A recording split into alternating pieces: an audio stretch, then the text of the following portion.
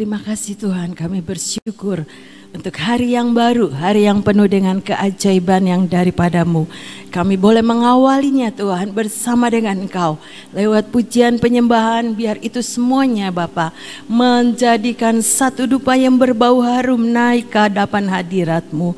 Dan biar lewat hidup kami Tuhan, keharuman yang daripada Tuhan boleh juga Tuhan terpancar ya Bapa. Terima kasih Tuhan, kami bersyukur karena ada Tuhan dalam hidup setiap kami. Mari Roh Kudus ajari setiap kami untuk kami boleh menangkap sebagian daripada firman-Mu. Ajari kami Tuhan apa yang Engkau mau dan mampukan kepada setiap kami menjadi pelaku-pelaku firman. Dalam nama Yesus kami berdoa dan percaya. Amin. Shalom semuanya, selamat pagi. Pagi ini kita belajar hidup orang percaya. Saudara, kemarin Bom share tentang tanah yang baik. Tanah yang baik, mendengar firman, mengerti firman, akan berbuah 160, 30 kali ganda ya saudara. Dan saya tanpa disadari, saya tuh lagi merenungkan ayat di bawahnya ya saudara. Perumpamaan tentang lalang di antara gandum ya saudara. Matius 13 ayat 24 sampai 30. Matius 13 ayat 24 sampai 30. Yesus membentangkan suatu perumpamaan lain lagi kepada mereka, katanya, hal kerajaan surga itu seumpama orang yang menaburkan benih yang baik di ladangnya. Benih yang baik ditaburkan ya saudara. Tetapi pada waktu semua orang tidur ya saudara, di garis bawahi, semua orang tidur, datanglah musuhnya menaburkan benih lalang di antara gandum itu lalu pergi. Ketika gandum itu tumbuh dan mulai berbulir, tampak jugalah lalang itu. Maka datanglah hamba-hamba Tuan ladang itu kepadanya dan berkata, Tuan, bukankah benih baik yang Tuan taburkan di ladang Tuan? Dari manakah lalang itu? Jawab Tuan itu, seorang musuh yang melakukannya. Lalu berkatalah hamba-hamba itu kepadanya, jadi mau apakah Tuan supaya kami pergi mencabut lalang itu? Tetapi ia berkata, jangan, sebab mungkin gandum itu ikut tercabut pada waktu kamu mencabut lalang itu. Biarkanlah keduanya tumbuh bersama sampai waktu menuai. Pada waktu itu aku akan berkata kepada para penuai, kumpulkanlah dahulu lalang itu, ikatlah berkas-berkas untuk dibakar. Dan kemudian kumpulkanlah gandum itu ke dalam lumbungku. Ini menjadi satu warning ya saudara, buat saudara dan saya sebagai hidup orang percaya. Bukan saja kita memperhatikan setiap pergumulan-pergumulan kita, tapi kita harus memperhatikan apa yang ada di dalam kita, apa yang prioritas ya saudara-saudara, yang ujungnya itu membawa keselamatan buat saudara dan saya. Biar ini menjadi pembelajaran yang baik. Dikatakan di sini perumpamaan lalang dan gandum ya saudara-saudara. Hal kerajaan surga itu seumpama orang yang menaburkan benih yang baik di ladangnya.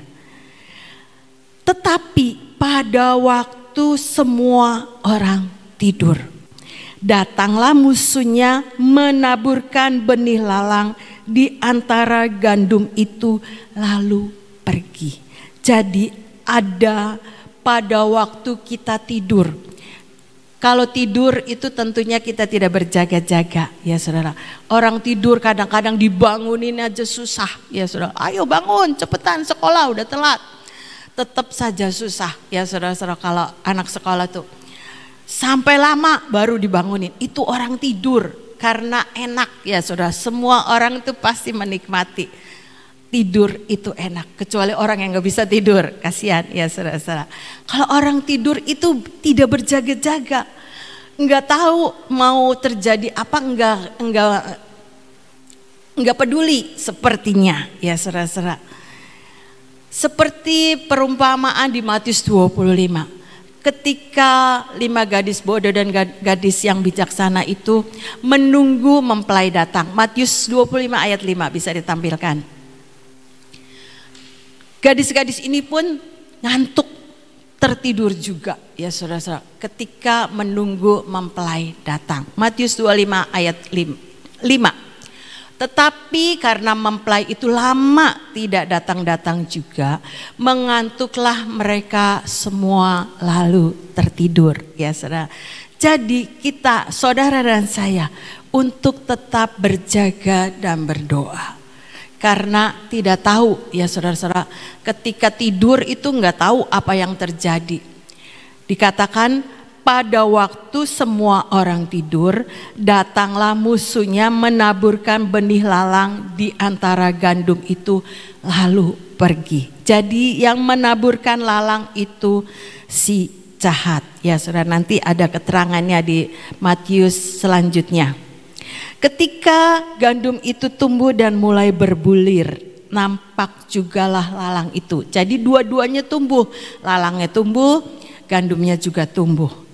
Maka datanglah hamba-hamba Tuhan ladang itu kepadanya dan berkata, Tuhan, bukankah benih yang baik yang Tuhan taburkan di ladang Tuhan?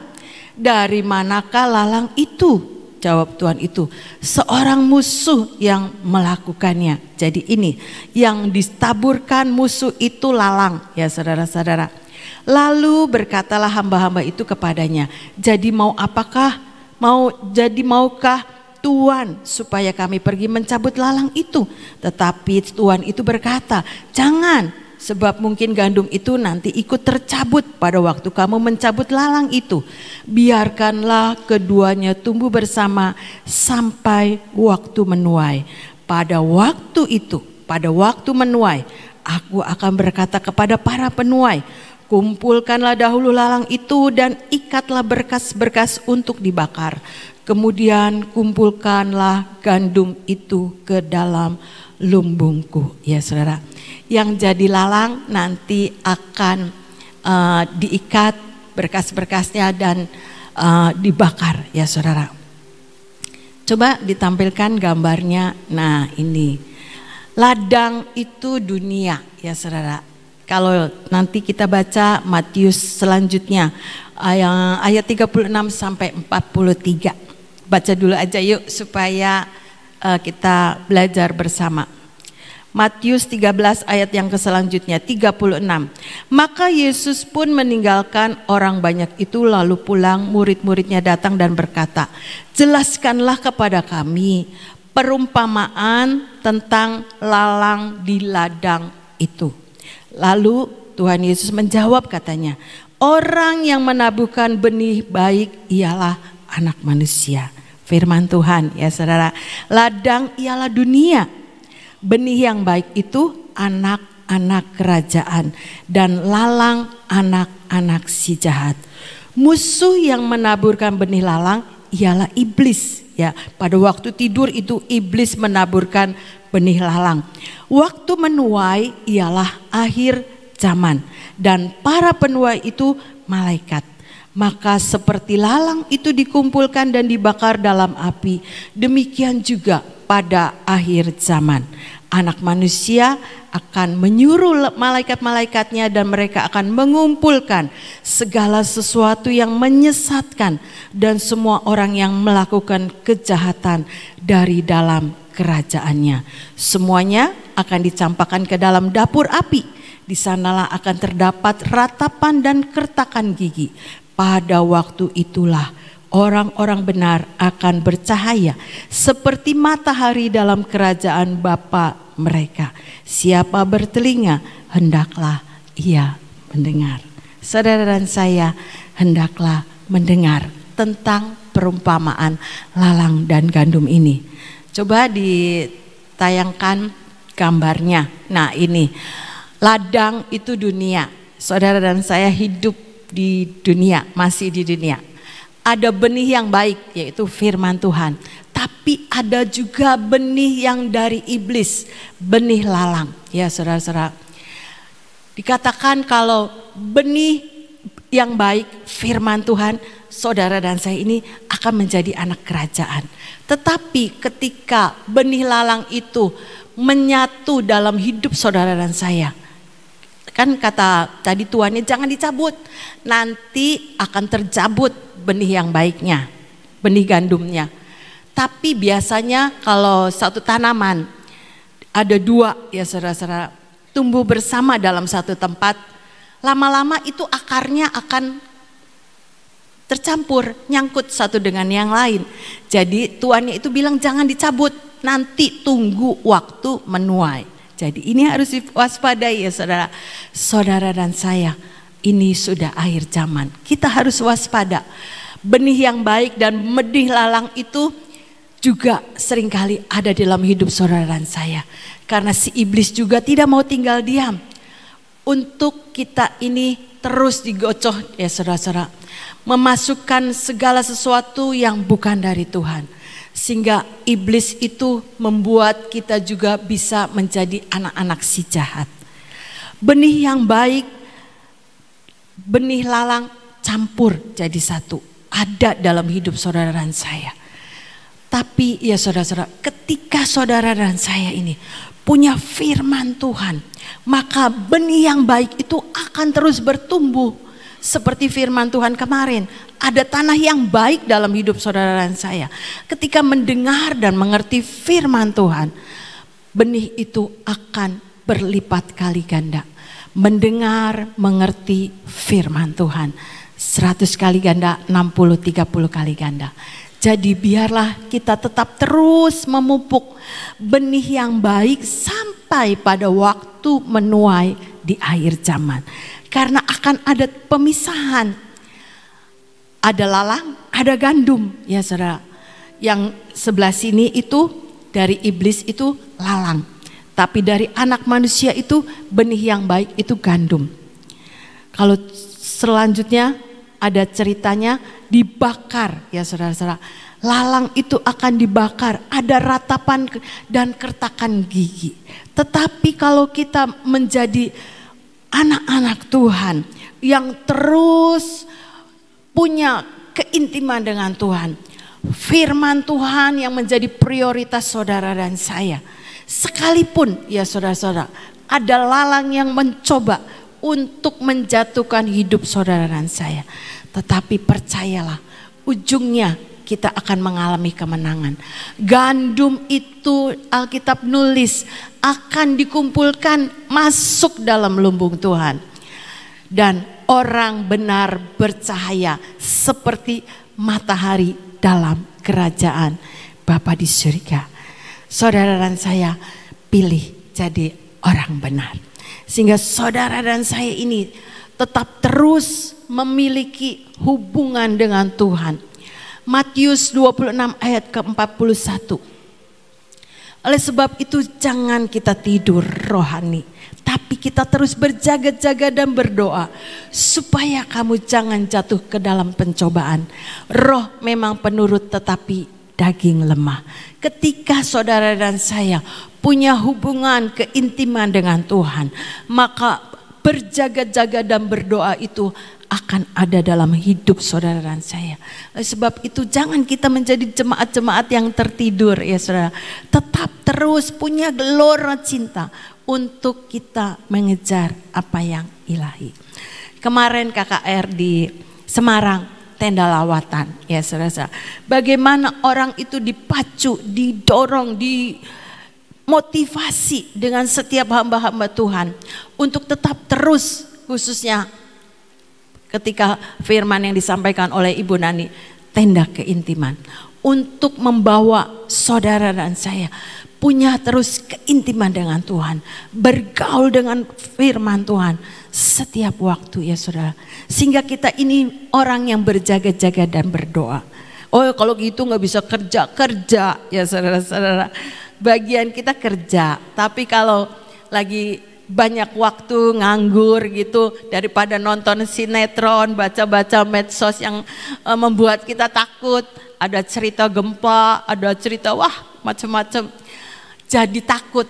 Tapi biarlah firman Tuhan itu yang memerdekakan hidup saudara dan saya untuk tetap terus ya saudara-saudara membangun keintiman di dalam Tuhan. Berjaga-jaga dan berdoa. Karena keinginan daging kita ini lemah ya saudara. Pengennya doa tapi ngantuk ya saudara. Itulah manusia. Tidak ada yang terkecuali. Saya itu gak bisa begitu ya saudara. Gak apa-apa, belajar dan belajar. Ngantuk ya bangun lagi, doa lagi, baca Alkitab lagi ya saudara. Nanti kalau sudah baca gak tahu sampai di mana ya saudara. Bisa begitu saya juga. Namanya juga manusia, masih ada kelemahan. Tapi kita belajar dan belajar. Jangan kita hidup di dalam kedagingan, tapi kita harus hidup dipenuhi dengan roh. Roh Kudus yang akan menolong saudara dan saya untuk mengerti akan setiap kehendak dan rencana Tuhan dalam hidup saudara dan saya. Selagi masih ada kesempatan, waktu akhir zaman sudah ada ya saudara. Sekarang ini dan waktu akhir zaman itu Alkitab nulis waktu menuai ya saudara. Nanti kita bagaimana?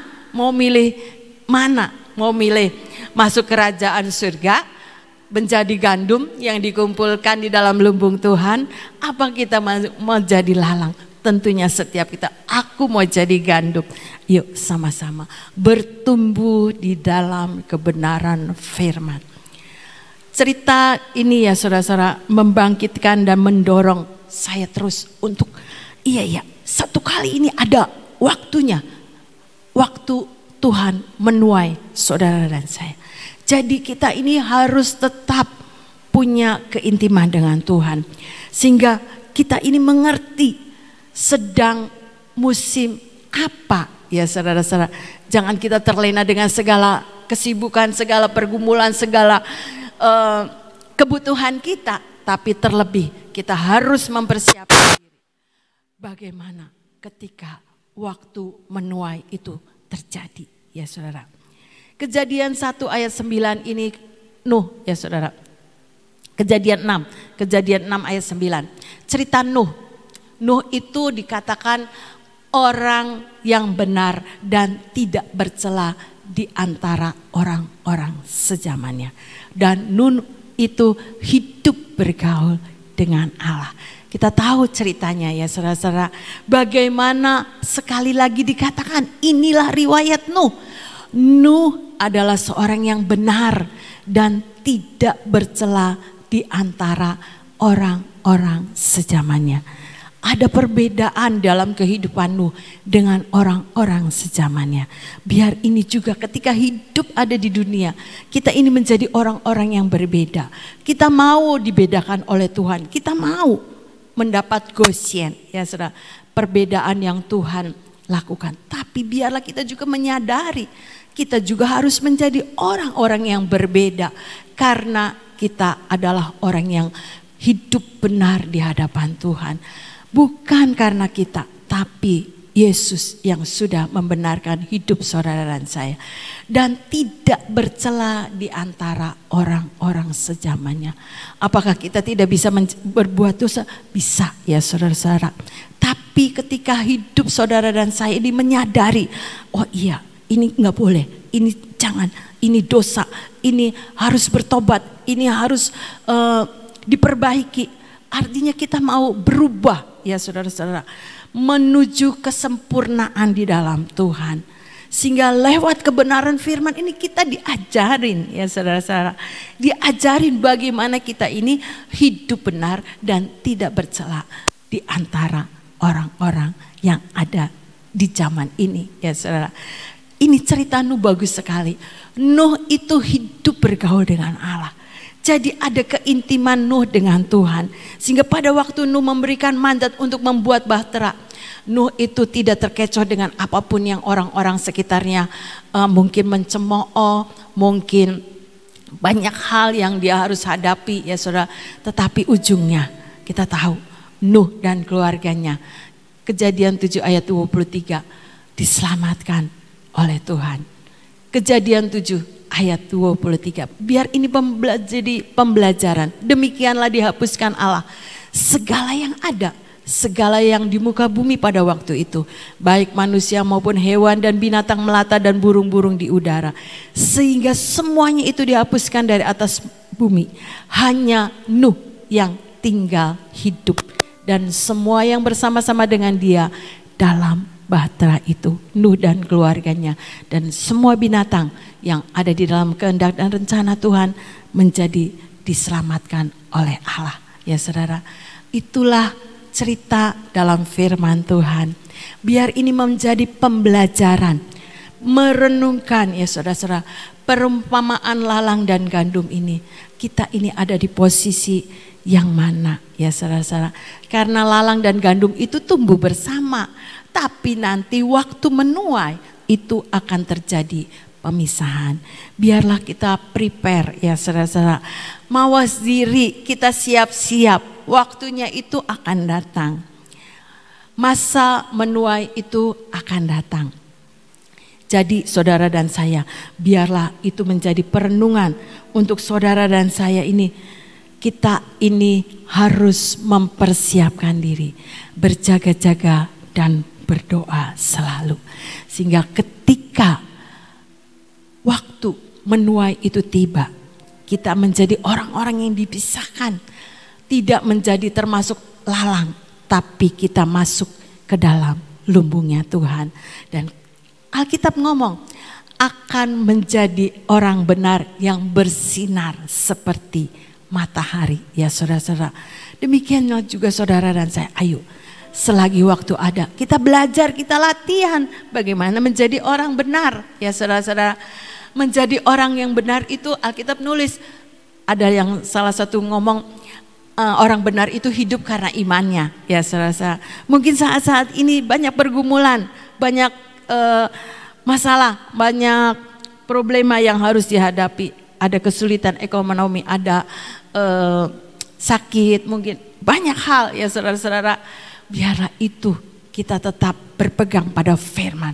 Janji Tuhan itu tidak akan ditarik kembali, Alkitab nulis ya saudara, dan akan tergenapi dalam hidup saudara dan saya. Oleh sebab itu selagi masih ada waktu ya saudara, saudara dan saya ayo terus latihan bagaimana membangun keintiman dengan Tuhan dan belajar menjadi orang benar. Sehingga ujungnya itu kita akan melihat dari cerita tadi ya saudara-saudara, kita akan dikumpulkan di dalam lumbung Bapa di surga. Biar ini menjadi kerinduan setiap kita semua ya saudara-saudara. Kita menjadi gandum-gandum yang terus boleh menyukakan hati Tuhan lewat kehidupan saudara dan saya. Karena kita belajar menjadi orang benar di hadapan Tuhan. Seperti Nuh, dia menjadi orang yang diselamatkan di antara orang-orang sejamannya. Hebat bukan ya? Tuhan itu ajaib ya saudara-saudara. Bisa memilih ini orang benar, ini orang gak benar. Semuanya dimusnahkan sama Tuhan. Cuma keluarga Nuh ya saudara. Ini menjadi pembelajaran dan ayo diingat-ingat. Iya, saya mau jadi orang benar. Seperti yang Alkitab tulis. Sehingga kita punya membangun keintiman dengan Tuhan. Selagi ada waktu, yuk bangun keintiman dengan Tuhan. Sebagai orang yang hidup dalam percaya kita kepada Tuhan. Jangan kita menjadi serupa dengan dunia, tapi kita adalah orang-orang yang berbeda ya saudara-saudara.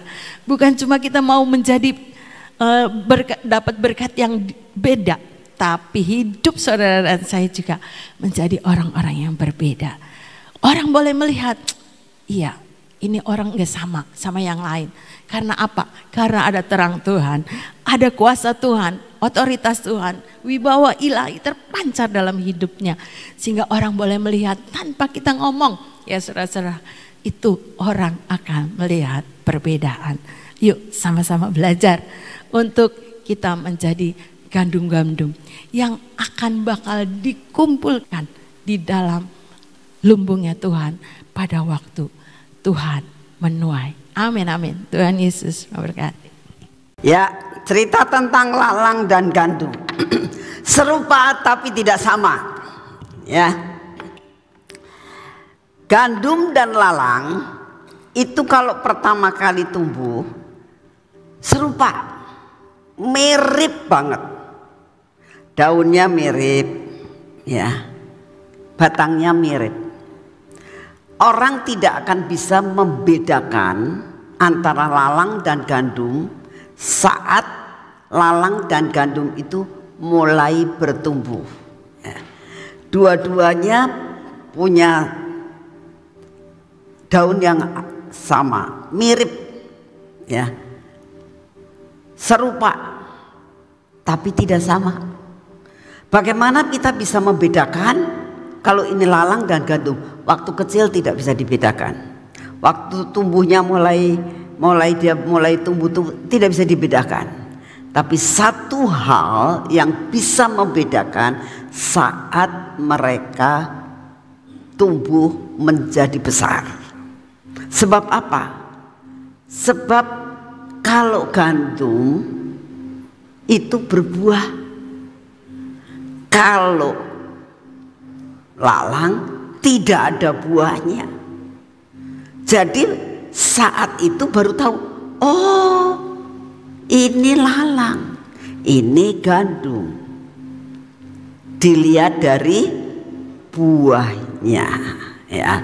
Jadi hidup kita ini, kenapa ya Tuhan itu kok membiarkan iblis menabur akan lalang? Bu, ya jangan.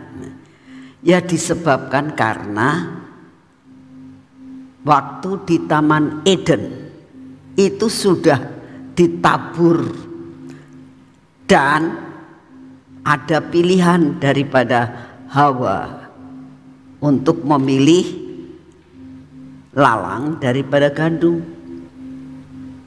Akibatnya kita jadi akibat dari semua dosa itu sampai sekarang mengucap syukur karena ada Yesus Kristus Tuhan yang melakukan pembalikan keadaan.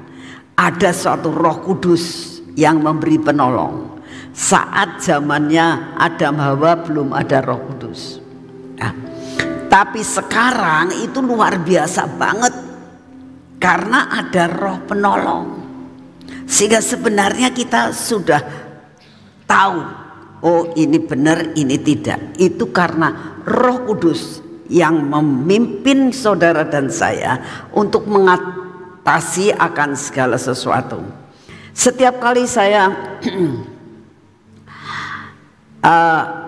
deklarasi tahun 2022, saya tuh aduh Tuhan terima kasih. Ini hampir kurang sebulan setengah ya, sebulan 10 hari mungkin ya, bakal melewati tahun 2020. Mulai dari awal kita katakan biar kita bisa melewati tahun 2022 ini dengan penuh kemenangan ya.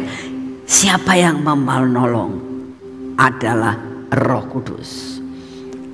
Tetap enggak selama 1 tahun ini ada lalang-lalang, ada benih-benih iblis yang menabur. Banyak saudara, banyak orang yang tergelincir, banyak orang yang sudah dituai akhirnya ya. Selama setahun ini ada banyak perkara yang membuat kita ada di persimpangan, mau masuk jalan Tuhan atau mau masuk jalannya kuasa kegelapan. Karena apa? Ada taburan daripada benih lalang-lalang itu. Kalau sampai saat ini sebentar lagi kita akan mengakhiri segala-galanya dan kita bisa katakan kita dapat mengakhiri dengan penuh kemenangan. Itu karena kuasa Roh Kudus. Tetap bertahan sampai garis akhir ya. Karena tadi firman Tuhan katakan waktunya tiba. akan dibakar, ya. Tapi gandum dimasukkan ke dalam lumbung. Pilih yang terbaik bersama dengan kuasa Roh Kudus. Mari kita berdoa. Terima kasih Tuhan untuk firman-Mu pada pagi hari ini. Terima kasih buat pujian dan penyembahan. Terima kasih Tuhan untuk semua dan semuanya. Kalau jiwa kami, roh kami pagi ini Engkau penuhi dengan pujian, Engkau penuhi dengan firman-Mu. Biarlah sepanjang hari ini Tuhan, kami boleh menjalani hidup kami, karena Engkau sudah mendasari kami dengan semua kekuatan firman-Mu.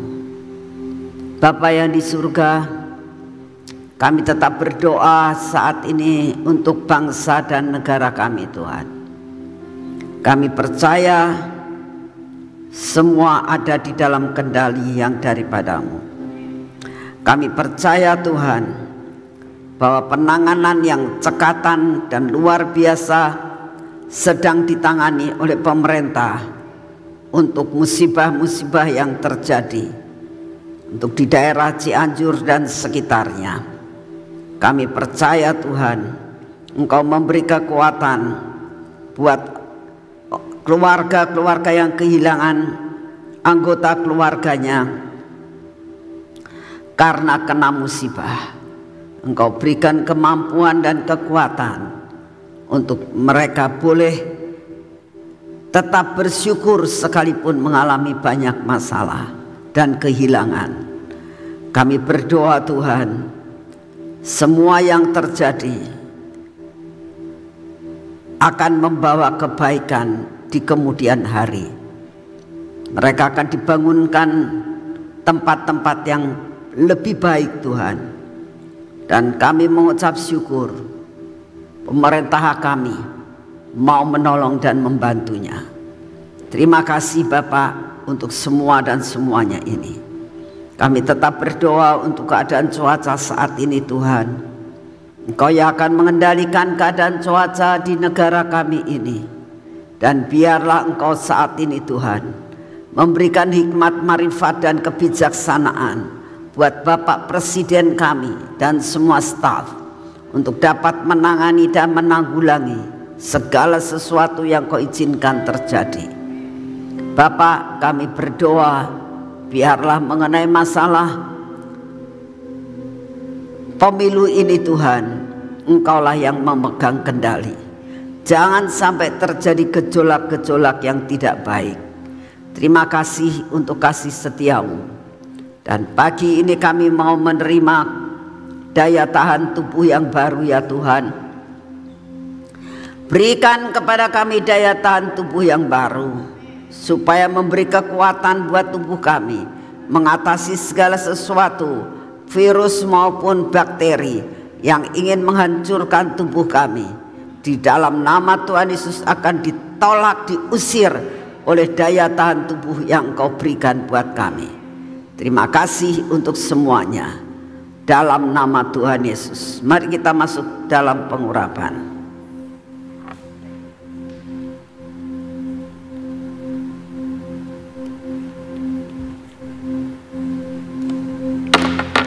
Dalam nama Tuhan Yesus, biarlah pengurapan ini memasuki hidup kami ya Tuhan. Pada mata kami, pada telinga kami, pada bibir mulut kami, hati kami. Semua yang tidak baik dalam hidup kami dipatahkan dan dihancurkan. Berkati tangan kami, kaki kami. Tuhan, kami berjalan dengan kaki kami. Kami melakukan semua pekerjaan dengan tangan kami. Tangan yang sudah diurapi dan kaki yang sudah diurapi. Kami mau berjalan bersama-Mu. Dan kami percaya bersama-Mu Tuhan, kami pasti berhasil. Terima kasih untuk kasih setia-Mu. Dalam nama Tuhan Yesus, kami persembahkan sepanjang hari ini Segala kemuliaan hanya bagi-Mu Tuhan. Dalam nama Tuhan Yesus. Amin. Selamat pagi, Tuhan memberkati saudara semuanya.